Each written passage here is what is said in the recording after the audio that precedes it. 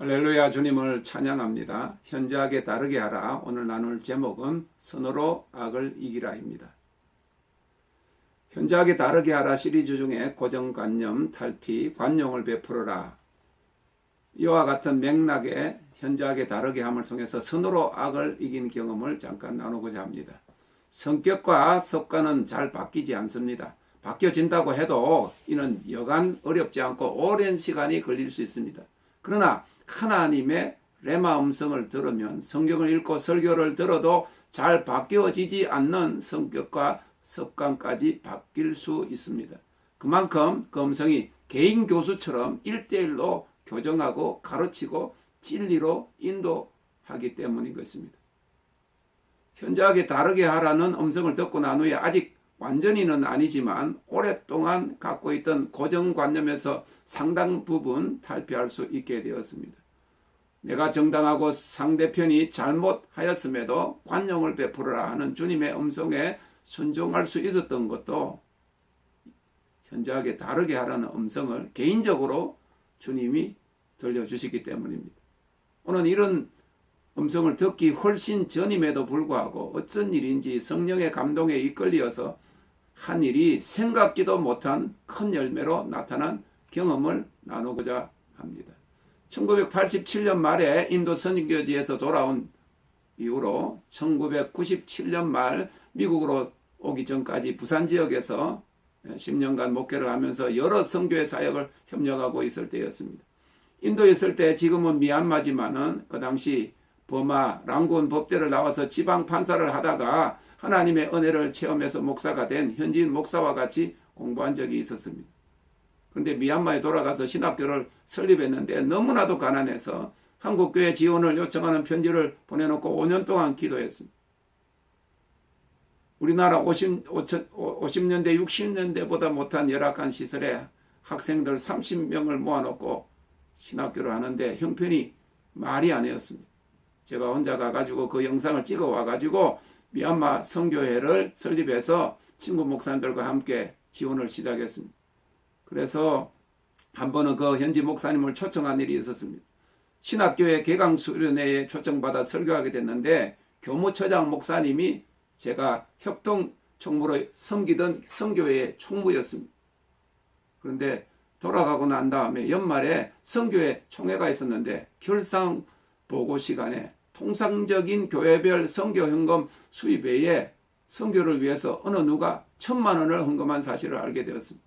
그런데 예산에 미얀마 선교로 250만 원이 책정되어 있고 나머지는 그 중국이나 다른 선교에 그 책정이 되어 있었습니다. 순간적으로 그때 신학교 개강 간증 설교를 듣고 누가 그 큰 돈을 헌금했다는 것을 알게 되었습니다. 임원들이 자기들 임의대로 헌금한 사람의 목적을 따르지 않고 다른 선교를 위해서 분비한 것이었습니다.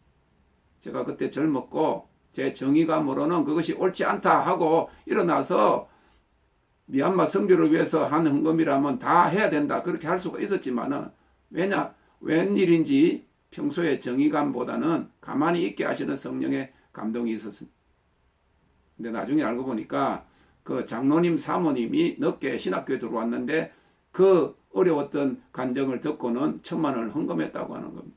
그런데 그때 IMF 사태로 인해서 경제가 어려워져서 교회마다 선교 헌금을 줄이고 있던 데라 선교지 지원이 힘들었는데 그렇게 큰 헌금이 들어오니까 처음 보는 현지 인 목사에게 그 돈을 보내기는 너무하고 해서 이렇게 4분의 1만 보내기로 했다는 거예요. 그런데 제가 갑자기 하나님이 이런 생각을 주셨어요. 그 250만 원 받는 것보다 그걸 가지고 선교회 총무와 회장을 초청해서 사역을 보여주고 아예 그 선교회에서 선교사로 현지 선교사로 지원받는 것이 낫지 않겠느냐 그런 생각이 들었어요. 그 당시에 3만 원이면 현지 목회자 생활비였는데 그 250만 원 같으면 엄청난 가치입니다. 5천만 원 이상 가치였는데 그런데 성령의 감동을 받아서 그 목사도 그렇게 하고 그런 일을 했어요. 그랬더니 결과적으로 거기를 다녀왔던 250만 원도 받지 않고 그걸 가지고 그 비행기 싹을 해서 다녀온 그 결과로 60개 교회에서 지원을 하면서 수억의 그 선교비가 갔고, 미얀마에서 두 번째 큰 신학교가 생기고, 그리고 500여 명의 목회자들을 배출하는 그런 놀라운 결실들이 일어났던 것입니다. 한 번의 관용으로서 또 현저하게 다르게 함으로 인해 가지고 풍성한 그런 열매가 맺혀진 것입니다. 그러므로 주님의 일을 하는 데는 내 것이 없습니다. 모두가 주님의 것입니다. 내 편이 없습니다. 모두가 주님 안에서 하나입니다. 그런 일이 있고 난 후에 동생 목사를 통해서 미국까지 들려온 소식은 형님이 그렇게도 마음이 좋은 사람이더라는 것입니다. 저는 그러지 않았어요. 그러나 그 일의 결과들을 보면서, 과정들을 보면서 본래 그 성품이 좋은 사람으로 그렇게 생각을 했다는 겁니다. 우리는 성령의 음성을 듣고 주님의 그 명령에 순종하면 우리의 습관까지도 바꾸게 되는 것입니다. 우리 믿는 자들은 어떤 정당치 못한 일을 당하거나 내가 분명히 옳고 상대방이 잘못했다 하더라도 관용을 베푸는 자가 되어야 합니다. 내 믿음이 원수를 사랑하는 데까지는 아직 미치지 못했다고 할지라도 한 번만 양보하고 너그러운 마음으로 용서하면 생각지도 못한 좋은 결과가 나타날 것입니다. 사회생활에도 그러면 말할 나이가 없지만은 최소한 교회 안에서 같이 믿음 생활을 하는 사람들에게만이라도 관용을 베풀어야 합니다. 현저하게 우리가 다르게 하게 되는 속성코스가 있습니다. 그것은 주님의 음성을 듣는 것입니다. 주님의 음성을 들으면 순종하게 되기 때문입니다.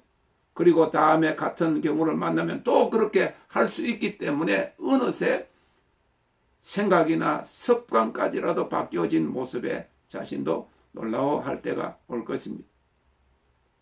오늘 우리는 믿지 않는 사람들보다 현저하게 다르게 해야 합니다. 믿음이 약한 사람들보다 현저하게 다르게 해야 합니다.